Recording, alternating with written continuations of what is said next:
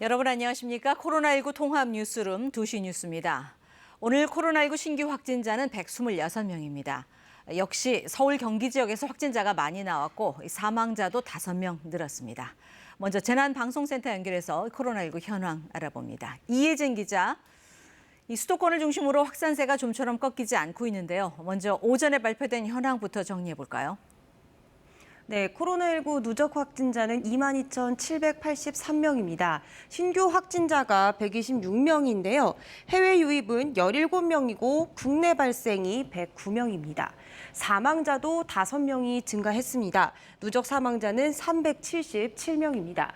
신규 확진자를 해외 유입과 국내 감염으로 나눠 추이를 보면요. 지난 일요일부터 사흘 동안은 계속 두 자릿수를 기록하며 감소하는 듯했습니다. 그런데 16일부터 다시 100명을 넘고 오늘은 어제보다 조금 줄긴 했지만 재확산의 기세가 꺾이지 않고 있습니다. 해외 유입을 뺀 지역사회 감염을 자세히 보면요. 12개 시도에서 발생했습니다. 서울이 46명으로 가장 많고요. 그다음에 경기가 32명입니다. 인천까지 더한 수도권이 82명으로 비중이 가장 높습니다. 진행 중인 주요 집단 감염 사례를 보겠습니다. 먼저 서울은 8월 15일 서울 도심 집회와 관련해서 누적 확진자가 600명을 넘었습니다. 서울 서대문구 세브란스병원 관련해서 누적 확진자는 46명까지 늘었고요. 경기도에서도 교회와 요양시설, 기아자동차 등 10명 안팎 규모의 산발적인 집단 감염이 계속되고 있습니다. 경북 칠곡에서는 산양삼 사업 설명회와 관련 확진자가 24명, 그리고 충남 보령시에서는 해양과학고 관련해서 확진자가 5명 발생했습니다. 그런데 최근에는 이런 집단 감염보다 확진자와의 접촉을 통해 감염되는 경우가 692명, 전체의 35% 정도로 가장 많습니다. 게다가 집단 감염의 비율과 감염 경로를 모르는 비율이 26% 정도로 같아졌습니다. 정리해보면 현재 확진자의 60% 정도가 감염 경로를 모르거나 개별 접촉에 의해서 감염된 건데 방역 당국이 선제적인 예방을 취하기 어려운 상황이란 뜻입니다. 네, 그리고 무엇보다 가장 걱정스러운 게 이 사망자 증가세인데요. 어제에 이어 오늘도 5명이 늘었어요. 대부분 고령층인데 역시 이 나이가 많을수록 코로나19에 더 취약하다는 뜻이겠죠? 네, 그렇습니다. 이번 달 들어서는 이틀만 제외하고 매일 사망자가 발생하고 있습니다. 특히 하루 만에 5명이 증가한 경우가 5번이나 오늘까지 있었는데요. 현재까지 확인된 사망자를 연령별로 보면요. 60세 이상이 전체의 94%입니다. 연령별로 보면 나이가 많아질수록 치명률이 급격히 높아집니다. 70대는 치명률이 6.4%인데 80대는 21%나 됩니다. 그만큼 코로나19가 고령층에게 취약한 건데요. 위중, 중증 환자를 보면 계속해서 150명을 웃돌고 있습니다. 이 가운데 60세 이상 고령층이 85.6%입니다. 최근 코로나에 감염된 고령층이 늘어나면서 위중, 중증 환자가 증가하고 추가 사망자 발생으로 이어지고 있는 상황입니다. 최근 요양병원과 요양시설 등 고령층이 많이 이용하는 시설에서 집단 감염도 진행 중이라서 더더욱 걱정인데요. 방역당국은 다른 사람을 만나는 것 자체가 코로나19 전파를 일으킬 수 있는 가능성이기 때문에 외출, 모임 등을 가급적 자제해달라고 말했습니다. 개인 방역수칙도 철저히 지켜야 합니다. 지금까지 재난방송센터에서 KBS 뉴스 이혜진입니다. 서울시가 코로나19 재확산의 책임을 물어 사랑제일교회와 전광훈 목사를 상대로 거액의 손해배상 청구 소송을 냅니다. 또 서울교통공사와 자치구도 이 청구를 할 수 있도록 서울시가 지원하기로 해 추가 소송이 잇따르면서 손해배상 청구액도 더 늘어날 것으로 보입니다. 보도에 오대선 기자입니다. 서울시가 사랑제일교회와 전광훈 목사를 상대로 46억 2천만 원의 손해배상 청구 소송을 서울중앙지방법원에 제기합니다. 서울시는 손배 청구의 이유로 사랑제일교회와 전 목사 측이 역학조사 거부 방조와 방해 행위, 거짓 자료 제출 등 감염병 예방법을 위반했고 이에 따라 손해를 입은 상당한 인과관계가 있어 배상 책임을 묻는 것이라고 밝혔습니다. 서울시가 서울 지역 확진자만을 기준으로 추산한 관계당국 및 기관의 손해액은 약 131억 원입니다. 이 가운데 서울시 손해액은 46억 2천만 원으로 관련 확진자 641명의 치료비 중 시부담액 3억여 원, 자가격리자 2,500여 명의 생활지원비 6억여 원, 생활치료센터 입소자 280여 명의 시부담액 13억여 원입니다. 또 거리두기 강화에 따른 버스 이용객 감소의 손실 보전액 22억여 원 등도 청구 금액에 포함됐습니다. 이외에 지하철 이용객 감소에 따른 서울교통공사 손해액 35억여 원, 서울자치구들의 전수조사 및 종교시설 점검에도 10억여 원이 들어간 걸로 추산됐습니다. 또 서울 지역 관련 확진자만 따졌을 때 국가치료비와 진단검사비, 건강보험공단의 치료비 등도 38억여 원으로 추산됐습니다. 서울시는 교통공사와 자치구도 청구를 할 수 있게 지원하고 국가와 건보공단은 피해액 입증을 위한 협의체 구성을 요청했는데 진행 경과에 따라 추가 소송도 진행될 전망입니다. 서울시는 사랑제일교회와 전 목사의 위법 행위로 거리두기가 강화되면서 시민의 삶과 국가 경제에 가중된 어려움은 환산할 수 없을 정도로 막대하다고 설명했습니다. 한편 서울 지역 코로나19 신규 확진자는 어제 하루 46명이 추가됐습니다. 먼저 서울지방국세청에서 그제 직원 1명이 최초 확진된 후 어제 3명, 오늘 오전 1명이 추가 확진돼 관련 확진자가 5명 나왔습니다. 서울시는 같은 팀 직원 등을 대상으로 검사를 진행 중이며 확진자가 발생한 층을 폐쇄하고 긴급 방역을 실시했다고 밝혔습니다. 또 마스크 유통업체인 강남구 K보건산업에서 4명이 추가 확진돼 관련 확진자는 31명으로 늘었고 수도권 지인 모임 관련 확진자도 3명 늘어 8명이 됐습니다. 서울에선 사망자가 3명 더 늘어 모두 46명이 코로나19로 숨졌습니다. KBS 뉴스 오대성입니다. 한편 사랑제일교회는 오늘 오후 변호인단 명의의 입장문을 내고 서울시의 손해배상 청구 소송은 터무니없다고 밝히며 서울시와 정부가 방역 실패에 대한 책임을 져야 한다고 주장했습니다. 변호인단은 정부, 서울시, 중앙방역당국이야말로 전파력이 6배에서 8배나 강하다는 이태원발 변형 바이러스를 완벽히 차단하지 못한 책임을 이후 감염된 국민께 배상해야 한다고 강조했습니다. 이 코로나19 소규모 집단 감염이 산발적으로 이어지면서 좀처럼 확산세가 꺾이지 않자 추석 연휴를 앞두고 방역당국이 바짝 긴장하고 있습니다. 마스크 착용 등 방역 수칙을 지키는 것 외에는 바이러스를 이길 방법이 없다며 최대한 이동을 자제해 줄 것을 거듭 당부했습니다. 임명규 기자가 보도합니다. 정부가 명절 대이동으로 코로나19 확산을 우려하며 다시 한번 고향 부모님과 친지 방문 자제를 요청했습니다. 정세균 국무총리는 오늘 중대본 회의에서 조선시대에도 전염병이 돌 때는 차례를 지내지 않았다며 이동 자제를 재차 호소했습니다. 조선 왕조 실록 등 여러 사료를 확인해 보면 과거 우리 선조들도 홍역이나 천연두와 같은 역병이 돌 때면 명절 차례를 지내지 않았다고 합니다. 마스크 쓰기와 거리두기 등 방역 수칙 준수 외에는 바이러스를 이길 방법이 없다며 경각심을 늦추지 말아달라고 당부했습니다. 코로나19 검사 결과를 정부가 조작하는 것 아니냐는 주장에 대해서는 강하게 부정했습니다. 검체 채취와 진단 검사 모두 지자체별로 실시하고 있고 360곳이 넘는 민간 의료기관이 참여하고 있어 검사량이나 결과 조작은 원천적으로 불가능하다고 밝혔습니다. 방역당국은 지난 주말 수도권 이동량이 직전 주말보다 8.3% 늘었다고 밝혔습니다. 또 수도권에서 코로나19 감염 경로 불분명 사례가 지속적으로 나오고 있다고 우려했습니다. 오늘 0시 기준으로 혈액 보유량이 3.31분에 불과한 관심 단계로 헌혈에 동참해 줄 것을 당부했습니다. 추석 연휴 기간 비대면 활동을 지원하기 위해 공공문화기관이 보유한 비대면 콘텐츠를 무료로 제공하기로 했습니다. 재난 주간 방송사인 KBS는 추석 연휴 국민 행동 요령 동영상을 제작 편성하고 다른 방송사와 공유할 계획입니다. KBS 뉴스 임명규입니다. 다음 소식입니다. 국회가 7조 8천억 원 규모의 4차 추경 예산안에 대한 본격적인 심사에 들어갔습니다. 여야는 2만 원의 통신비 일괄 지급안과 전 국민 무료 독감 예방 접종을 놓고 신경전을 벌이고 있습니다. 국회 소식 임세음 기자가 보도합니다. 국회 예결특위는 오늘 오전 전체 회의를 열어 4차 추가 경정 예산안을 상정하고 구체적인 내용 심사를 시작했습니다.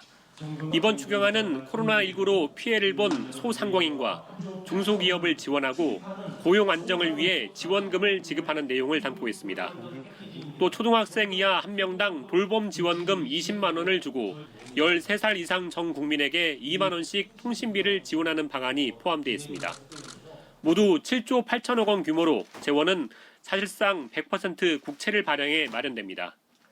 여야 모두 코로나 피해 지원의 필요성과 시급함은 인정하지만 국민의힘은 통신비 2만 원 지급한 대신 독감 무료 접종을 전 국민으로 확대하자고 주장하고 있습니다. 국민의힘 주호영 원내대표는 오늘 아침 당회의에서 추경은 꼭 필요한 사업에 써야 하는데 통신비 2만 원은 흩어져서 의미 없게 쓰게 되는 것이라고 주장했습니다. 또 추경안이 국가에 도움된다는 확신이 없으면 날짜에 끌려서 쉽게 동의할 일은 없다고 강조했습니다. 여야는 추경안을 다음 주 화요일 국회 본회의에서 처리하자고 약속을 해둔 상태입니다. 민주당은 통신비 지원으로 비대면 활동을 뒷받침하고 국민 부담을 줄일 수 있다고 보면서도 더 좋은 대안이 있으면 논의해 볼 수 있다는 입장입니다. 다만 국민의힘이 내세운 전국민 독감 무료 접종 주장은 현실적으로 불가능하다고 맞서면서 무료 접종 대상자를 일부 확대하는 방안에 대해서는 협상의 여지를 남겨두고 있습니다. KBS 뉴스 임상우입니다.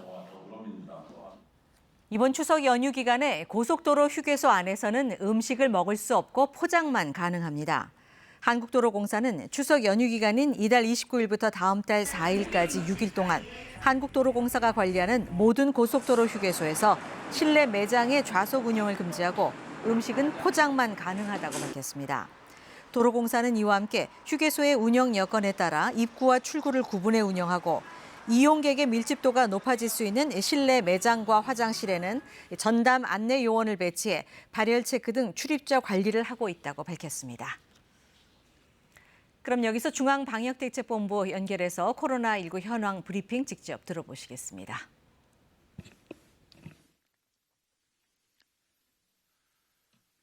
네, 9월 18일 코로나 바이러스 감염증 19 국내 발생 현황을 말씀드리겠습니다.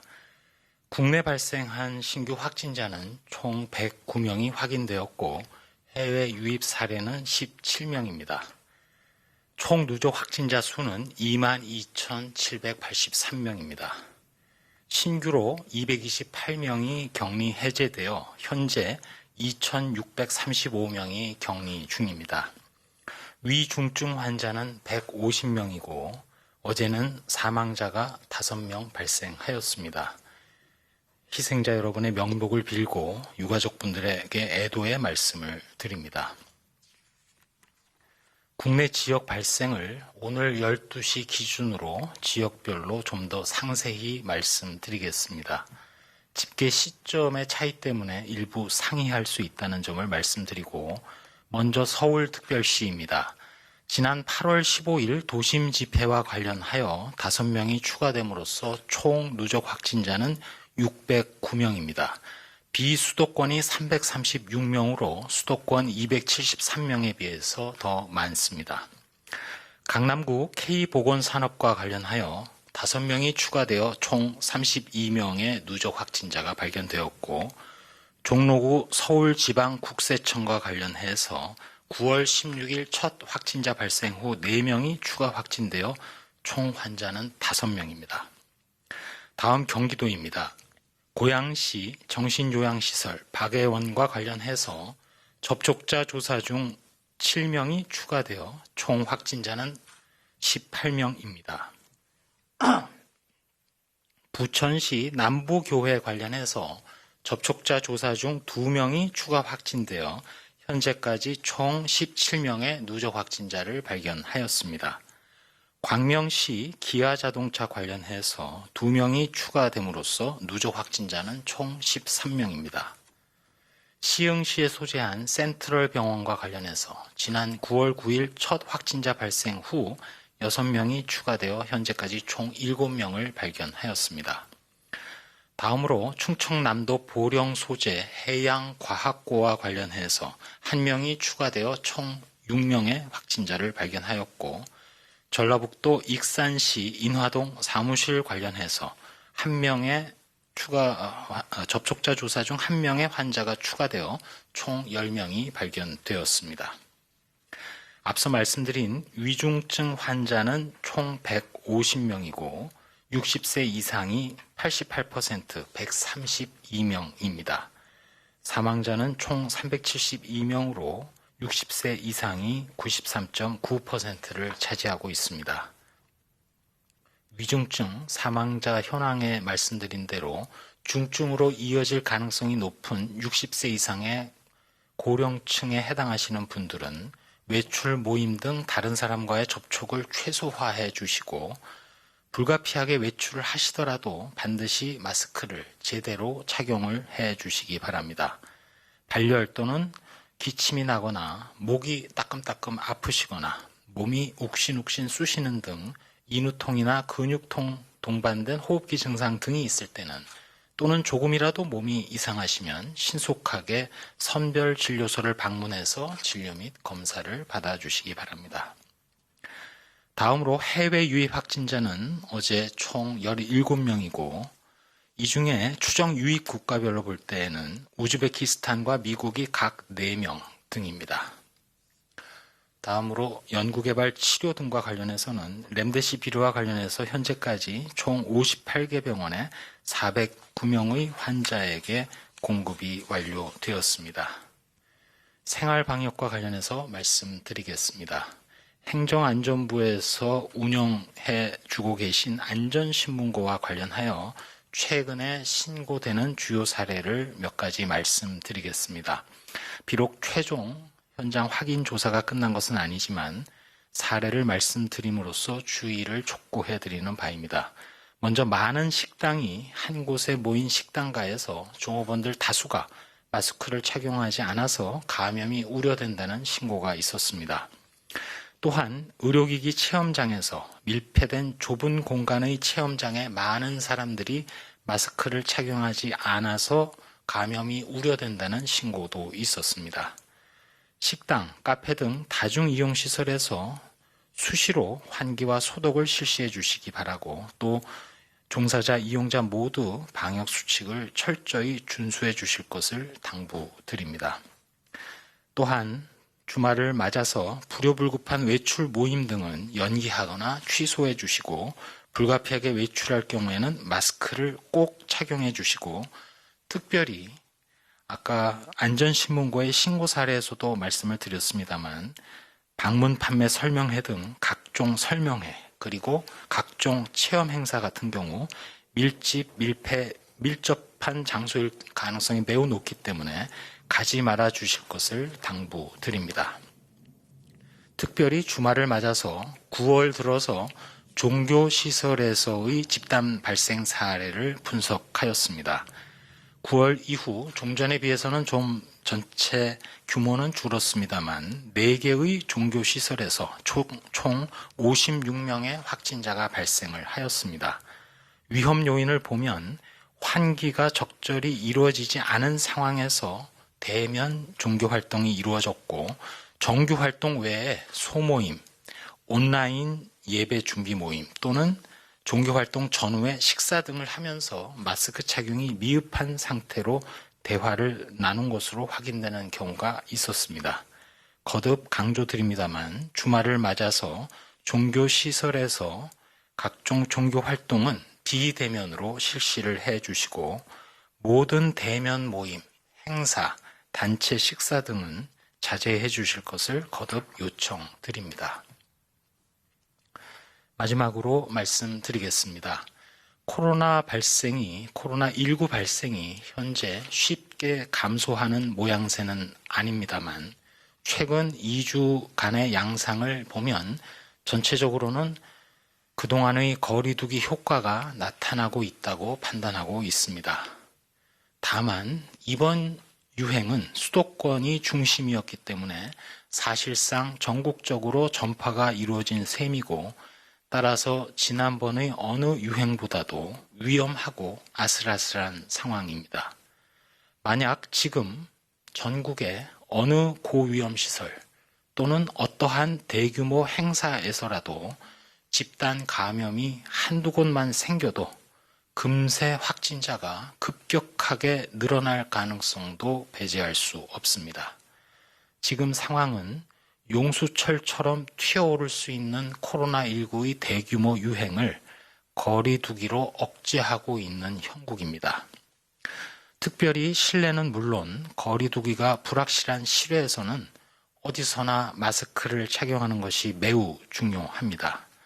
이번 기회에 코로나19를 억제해야 독감 예방접종도 가능하고 또 언젠가 이루어질 코로나19의 백신 접종 사업도 차질 없이 진행할 수 있습니다. 그동안 매번 코로나19의 위기를 이겨내왔고 또 피해를 줄이는 데 기여해 주신 것은 우리 국민 여러분들의 저력, 인내, 위대함입니다. 저희 방역당국을 이를 믿고 국민들께서 계속 실천해 주고 계신 데 대해서도 힘을 얻고 있습니다. 지금 유럽을 바라보면 지난 3월에 제1차 코로나19 유행의 정점을 지나서 더 큰 유행의 크기를 보이고 있는 상황입니다. 당장 세계보건기구도 지금의 유럽 상황이 지난 3월보다 더 위험하다고 얘기하고 있습니다. 전 세계 많은 전문가들이 북반구에서 동절기에 2차 대유행 가능성을 예측했지만 사실상 전 세계는 지금 당장이라도 겨울이 되기 전이라도 또 다른 대유행이 가능하다는 점을 우리 모두 알게 되었습니다.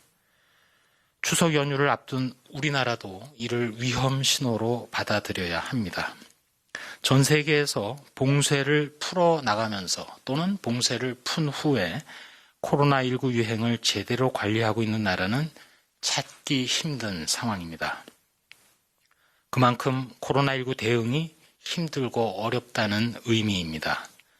거리두기 강도를 조절하면서 완전한 봉쇄로 가지 않고 2차 유행이 생기면 그 초기에 전체 국민들의 적극적인 참여로 유행을 억누르려 노력하고 있는 우리의 현재 상황은 전 세계적으로 오히려 드문 상황입니다.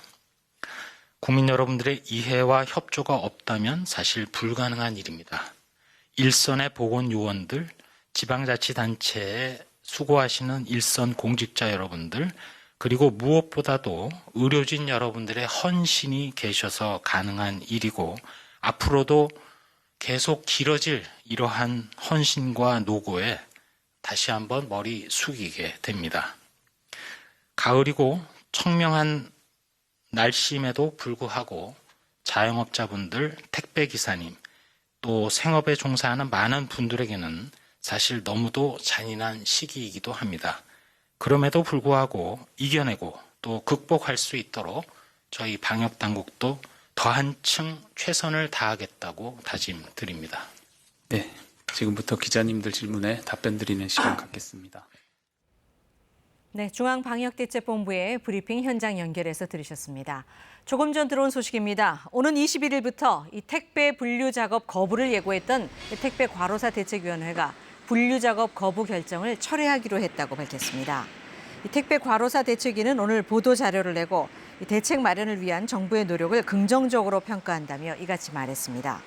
대책위는 분류 작업 인력 투입에 따라 오는 23일부터 출근 시간을 9시로 조정한다고 덧붙였습니다. 이른바 사법농단 사건으로 재판에 넘겨진 이태종 전 서울 서부지법원장이 1심에서 무죄를 선고받았습니다. 사법농단에 연루된 법관 중 4번째 무죄 선고인데요. 자세한 판결 내용 최유경 기자가 보도합니다. 양승태 전 대법원장 시절 법원행정처에 검찰의 수사기밀을 누설한 혐의로 기소된 이태종 전 서울서부지방법원장. 서울중앙지법은 공무상 비밀 누설과 직권남용 혐의로 기소된 이 전 원장에 대해 오늘 무죄를 선고했습니다. 이 전 원장은 2016년 서부지법 집행관 비리 수사 당시 검찰의 수사 확대를 저지하기 위해 당시 기획법관과 공모해 검찰의 수사기밀을 수집한 뒤 상급기관인 법원행정처에 누설한 혐의 등을 받습니다. 재판부는 그러나 검찰이 주장하는 사실관계부터 모두 부인했습니다. 기획법관이 검찰의 수사기밀 일부를 파악하고 행정처에 보낼 보고문건을 작성하긴 했지만 이 전 원장이 이 같은 행위를 지시한 공범이라고 보기는 어렵다는 판단입니다. 재판부는 또 이 전 원장에게 검찰의 수사 확대를 막으려는 목적은 없었고 법원장으로서 비리에 관한 철저한 감사를 위해 노력한 것뿐이라고 판단했습니다. 직권남용 혐의에 대해서도 이 전 원장이 직원들에게 검찰 수사 상황을 파악해 보고하라는 위법 부당한 지시를 했다고는 인정할 수 없다고 밝혔습니다. 현재 수원고등법원 부장판사로 재직 중인 이 전 원장은 즉각 환영의 뜻을 밝혔습니다. 30년 넘게 일선 법원에서 누구보다도 치열하게 재판을 해온 한 법관의 훼손된 명예가 조금이나마 회복될 수 있어서 정말 기쁩니다. 한편 일부 증거의 증거 능력이 이번 판결에서 부정된 만큼 검찰은 항소를 적극적으로 검토할 것으로 보입니다. KBS 뉴스 최경입니다. 코로나19 확진자가 잇따라 발생한 기아자동차 광명 소화리 공장이 주말까지 가동을 중단하기로 했습니다. 기아차는 소화리 공장과 관련된 확진자가 모두 10여 명에 이르고 있어 오늘도 가동을 전면 중단하고 주말 동안 확진자 추이를 지켜본 뒤 다음 주 공장 재가동 여부를 결정할 계획이라고 밝혔습니다. 6천여 명이 근무하는 소화리 공장은 연간 32만 대의 차량을 생산합니다. 방역당국은 밀접 접촉자 151명을 분류해 코로나19 진단 검사를 진행하고 있습니다. 코로나19 확산세가 이어지면서 전 세계 모든 국가를 상대로 한 해외여행 특별주의보가 한 달간 다시 발령됐습니다. 외교부는 내일부터 한 달 동안 대한민국 국민의 모든 국가와 지역 해외여행에 대한 특별여행주의보를 재발령한다고 밝혔습니다. 해외여행 특별여행주의보는 지난 3월 23일 석 달간 처음 발령됐고 지난 6월부터는 한 달 단위로 계속 연장되고 있습니다. 현재 서울은 25.3도까지 올랐습니다. 가을볕이 내리쬐면서 오후에는 대부분 지역 25도 안팎까지 올라 다소 덥겠습니다. 제주와 남해안 지역에 내리던 비는 대부분 그쳤습니다. 오후에는 하늘이 점차 맑아지겠는데요. 경기 북부와 영서 북부, 남부 내륙 지역에서는 천둥 번개를 동반한 소나기가 올 가능성이 있습니다. 강원 산간 지역은 모레까지 바람이 강하게 불겠습니다. 낮 기온은 대전과 대구가 25도, 강릉이 26도, 광주와 부산이 24도로 어제와 비슷하거나 1, 2도가량 높겠습니다. 바다의 물결은 남해상에서 2.5m로 비교적 높게 일겠고 해수면 상승 시기인 만큼 주의하셔야겠습니다. 주말 동안에도 맑은 날씨가 이어지겠지만 내일 중부지방에선 산발적으로 빗방울이 떨어지겠는데요. 당분간 일교차는 크게 벌어지겠습니다. 기상정보였습니다. 코로나19 통합 뉴스룸 2시 뉴스를 마칩니다. 시청해주신 여러분 고맙습니다.